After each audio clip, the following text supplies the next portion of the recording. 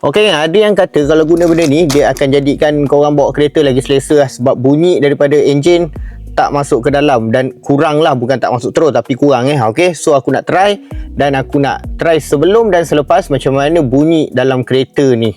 Suasana dia sebelum dan selepas pemasangan benda ni. Okey, so jom tengok aku pasang dulu.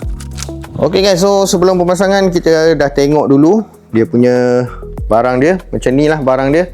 Okey, macam ni belakang dia double tape, so tinggal buka double tape. Kemudian kita dah buka hood semua, so jom kita mulakan pemasangan.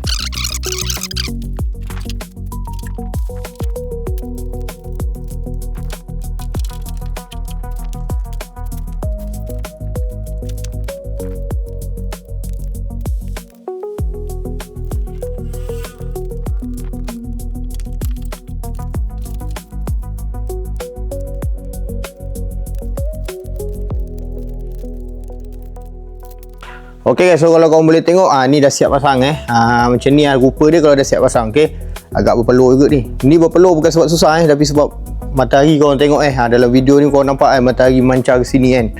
Okey, so macam ni rupa dia kalau dah siap pasang dan senang je nak pasang dia. Tak sampai berapa minit dah settle semua. Okey guys, so aku dah siap pasang untuk benda yang aku tunjuk tadi tu. Okey, so aku nak try sekarang. Jadi aku letakkan mic dekat atas dashboard. So ini bunyi selepas okey.